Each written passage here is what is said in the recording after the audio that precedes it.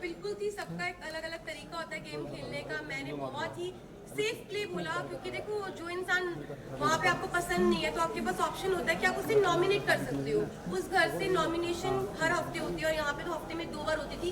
तो मेरे को नॉमिनेशन से मैं बचती थी, क्योंकि लोग मुझे नॉमिनेट इसलिए नहीं करते थे, क्या पता मैंने उनके दिल में जगह बनाई हो और घर में मैं अच्छा कर रही हूँ तभी लोग मुझे नॉमिनेट नहीं करते थे। और नॉमिनेट नहीं हुई तो इसलिए मैं आउट नहीं हुई, इसलिए मैं टॉप 5 में पहुंची। क्या बात है। प्रेस कॉन्फ्रेंस के बाद आप बहुत लो हो गई थी, क्योंकि हमने देखा आप जिस तरीके से बाथरूम में रो रही थी और आप कहीं ना कहीं डिमोटिवेट आप भी हो गई थी और अरमान जी भी हो गए थे, क्योंकि उन्होंने कहा कि मैं नहीं चाहता कि मैं विनर बनूं और तू मुझे नॉमिनेट कर देना। ये लोनेस क्यों? क्योंकि आप लोगों ने कहीं ना कहीं एक्सेप्ट तो कर लिया है कि हमारा रिलेशनशिप है, सब अच्छा है, तो फिर क्यों इतना लो फील किया? देखो, सबसे पहले तो जितने भी लोग हैं मैं सबको ये बोलना चाहती हूँ कि हम तीनों बिल्कुल भी सपोर्ट नहीं करते पॉलीगैमी को। और शादी हो गई है, इसको 7 साल हो गए जब हम लोगों ने शादी की थी। हम लोग सोशल मीडिया पे नहीं थे, चीज़ें हो गई। बस यही है कि हाथ जोड़ के सब लोगों से यही रिक्वेस्ट है कि हम लोग बिल्कुल भी सपोर्ट नहीं करते 2 शादियों को। और उस टाइम पे जब मैं बिग बॉस के घर में थी तो ऑलमोस्ट मुझे 35 डेज हो चुके थे। 35 दिन से अपनी फैमिली से दूर थी, पायल से दूर थी, अपने बच्चों की कोई खबर नहीं थी।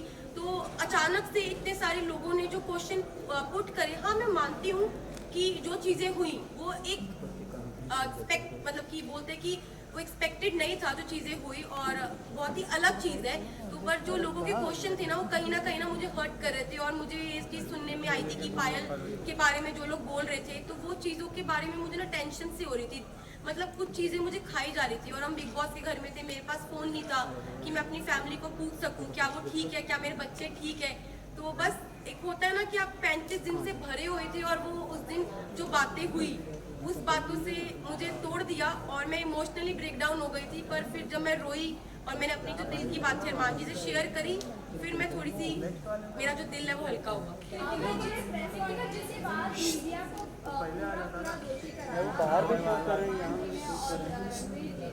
ये मीडिया ने आकर ये बोला, क्योंकि मीडिया के पास कोई मुद्दा नहीं था।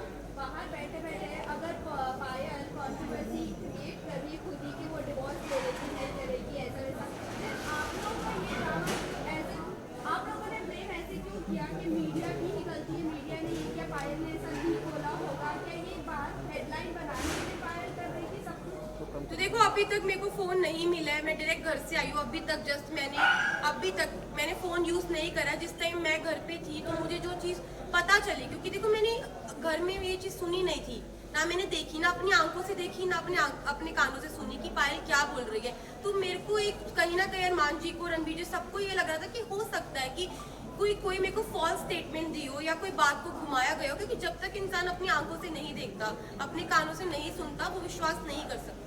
लेकिन अरमान जी ने पूरे सीजन में एक दूसरे की सुनते हुए लोगों के ऊपर कॉमेंट्री लगाई और उन्होंने बराबर से जवाब नहीं दिया। वो आपको नहीं लगता है कि वो सही है?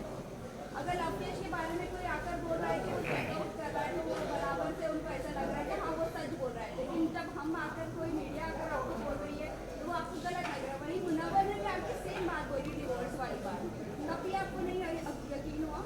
नहीं, मुझे यकीन नहीं हुआ, क्योंकि देखो ये जो बात है ना बहुत ज़्यादा, आप समझो मैं घर के अंदर हूँ, 40 दिन से घर में अंदर हूँ, अचानक से कोई ये बात बोलता है, पायल डाइवोर्स वाली बात जो बोल रही है, ये कितनी शॉकिंग बात थी कि इसकी वजह से मैं पूरे 2 दिन इतना ब्रेक डाउन रही हूँ, इतने इमोशनली, मतलब हर चीज़ से मैं जूझ रही थी उस घर के अंदर। तो मुझे कहीं ना कहीं लग रहा था कि मैं अपने दिल को ये चीज़ समझा रही थी कि क्या पता ये बात सच हो, क्या पता ना हो। क्योंकि मेरे को यही था मैं बाहर जाऊँ और मैं पायल से डायरेक्ट बात करूँ। जब मैं घर से बाहर निकली टॉप 5 में, जब मैं इस रेस से बाहर निकली, मैं बाहर निकलते ही स्टेज पे पायल थी और मैंने उससे पूछा तू ठीक है ना?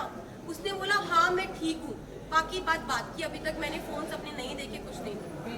अब मेरा सवाल आपसे है कि जैसे कि पायल प्लीज 1 by 1 प्लीज। पायल कह रही कि डिवोर्स में लेने जा रही है, उसका मतलब पायल ने बिना डिवोर्स लेके आप दोनों ने शादी की, तो इसका मतलब आपकी शादी तो नल एंड वॉइड हो गई है according to the Indian law कि अरमान और जो आपकी शादी है वो असली रियल में शादी है ही नहीं है कानूनी हिसाब से।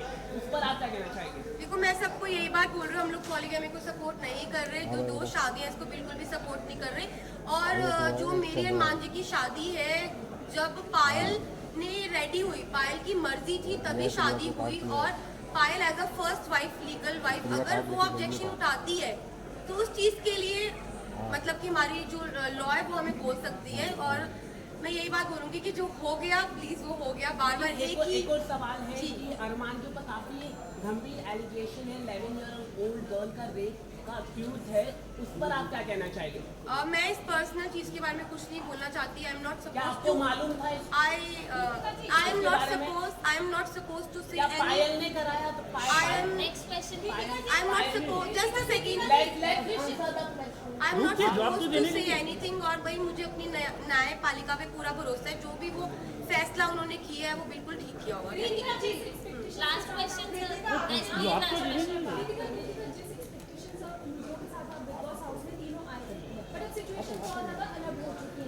आप तीनों के रेशम के बारे में भी सवाल पूछ रहे हैं और पायल के स्टेटमेंट की वजह से बहुत सारे क्रॉस होते हैं। आपने अब 2 दिनों में जो सिचुएशंस फेस की उसके बाद अब मेंटली प्रिपेयर है, क्योंकि फैमिली से भी बात होगी, पायल से भी बात होगी और आपको अपने जो ब्लॉग्स चैनल के जरिए आपके फैंस आपके सब और आपको जी मैं बिल्कुल प्रिपेयर हूँ हर चीज़ के लिए। हम तीनों ने जो हमारा रिश्ता है वो आप लोगों को सभी को पता है और मुझे पता है कि वो इतनी इजीली नहीं टूटेगा। अब मैं बाहर आ गई हूँ, जो भी चीज़ें हैं, जैसी भी चीज़ें, सारी चीज़ें इकट्ठी बैठ के फेस करेंगे। एक सवाल आपके लिए है कि आप थैंक यू।